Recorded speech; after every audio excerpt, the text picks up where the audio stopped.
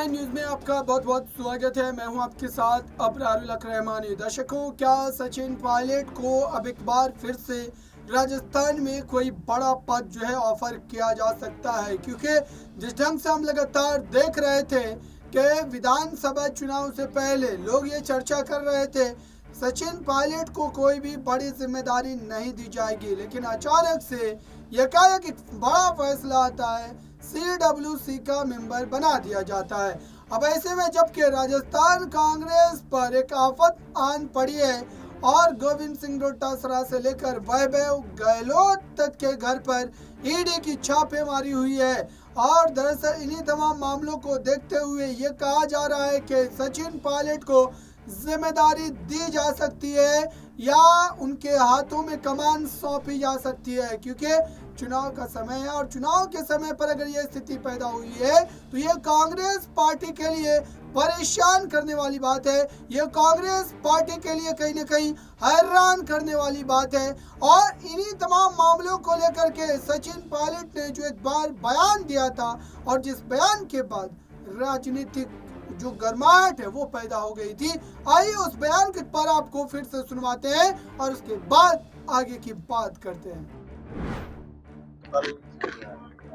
आप सभी जानते हो, कल हम सबके नेता प्रियंका जी की एक आम सभा है। चुनाव घोषित हो चुके हैं और आचार संहिता लगने के बाद पहली मीटिंग प्रियंका जी की है और सिकराय में दौसा में वो आ रही हैं। एक बहुत ही विशाल जनसभा होने जा रही है और इस पूरे क्षेत्र में, पूरे जिले और संभाग में सब जगह कांग्रेस कार्यकर्ताओं में एक बहुत बड़ा उत्साह है उनके आने को लेकर।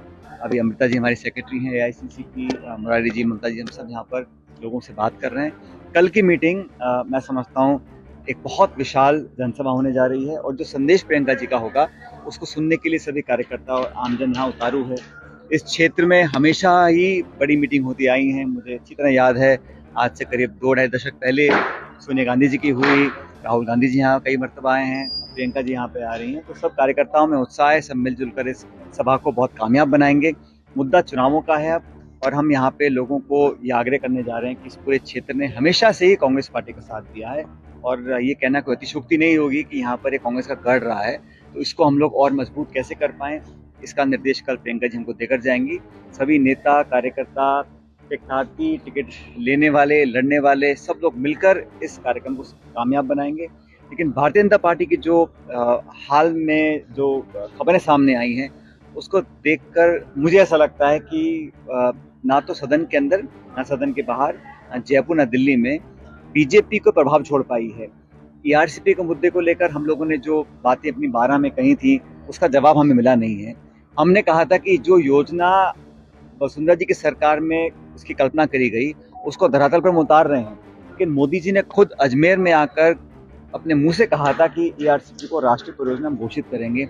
आज पूरे 5 साल बीत गए, केंद्र में पूर्ण बहुमत की सरकार है, 25 सांसद लोकसभा में भाजपा के हैं, फिर भी आज तक प्रधानमंत्री जी ने अपने वादे को पूरा नहीं किया। जनता पूछना चाहती है क्यों।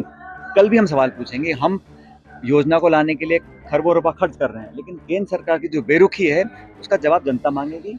बहरहाल चुनाव आ गए हैं तो जनता को निर्णय करना है कि कौन जनहित कल्याणकारी योजनाओं को हम लोग बना रहे हैं। हमारी सरकार ने बहुत अच्छी योजनाएं बनाई हैं, उसको हम धरातल पर कारगर भी होते हुए देख रहे हैं। लोगों के प्रति एक मैं समझता हूँ लोग समझ गए हैं अब कांग्रेस ही एक बेहतर विकल्प है और राजस्थान हो, छत्तीसगढ़ हो, मध्य प्रदेश हो, तेलंगाना हो, सब स्टेट्स में कांग्रेस पार्टी की भारी विजय होने वाली है।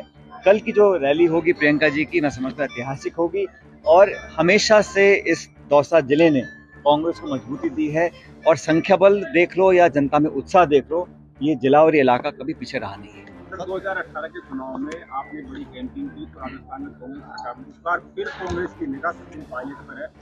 हम सब ने जो चुनाव लड़ा 18 में, मैं प्रदेश कांग्रेस का अध्यक्ष था, लेकिन हमारा जो चुनाव का फेस था वो सामूहिक नेतृत्व में रहा था हम लोगों ने और तब भी मैंने बहुत मेहनत करी थी, सब लोगों ने मिलकर करी थी और आज भी हम लोग मिलकर चुनाव लड़ रहे हैं और हमारी जो एकजुटता और ताकत है उसको देखकर बीजेपी के अंदर बहुत गड़बड़ाहट है और वहाँ पर जो फूट है, सर फुटबॉल है, खींचतान है, रोज सामने आ रहा है। अभी टिकट बांटे हैं 40 और झगड़े हो गए 80, तो ये दिखाता है कि वहाँ पर बहुत अंदर खाने बहुत कुछ चल रहा है। बहरहाल वो उनका अंदरूनी मामला है, मैं उस पर कमेंट नहीं करूंगा।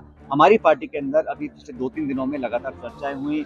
यहाँ हमारी सेक्रेटरी भी हैं, हम सब ने बहुत विस्तार से, खुले मन से, अच्छे वातावरण में, और इन खबरों पे जो लोग प्लांट कराते हैं हमको नहीं जाना चाहिए। हम सब ने मिलकर जो पार्टी हित में था उस निर्णय को लेने की कोशिश करी है। बहुत जल्द हमारी घोषणा हो जाएंगी किस पे सीट पे कौन चुनाव लड़ेगा। लेकिन बीजेपी के अंदर जो ये असुरक्षा जहन में है वो स्वाभाविक है, मैं समझ सकता हूँ, क्योंकि हम लोग बड़े अच्छे तरीके से अपना मैनिफेस्टो बना रहे हैं। बहुत जल्द उसकी घोषणा भी हम लोग करेंगे। तो आपने सुना दर्शकों, लगातार जिस बात का डर सता रहा था, जिस बात से कहीं ना कहीं यहाँ पर भय था, दरअसल वही होता नजर आ रहा है जो ईडी सीबीआई का इस्तेमाल अलग अलग प्रदेशों में किया जा रहा था। आज उस कार्रवाई की बारी राजस्थान में आ गई है और इसको लेकर के कांग्रेस पार्टी पूरी तरीके से आक्रामक है। लेकिन यहाँ पर सचिन पायलट के लिए कितना फायदा हो सकता है वो देखना होगा। फिलहाल सभी की नजरें इसी मामले पर टिकी हुई है। इस खास रिपोर्ट में बस इतना ही। जुड़े रहें बड़ी खबरों के लिए नेक्स्ट 9 न्यूज के साथ।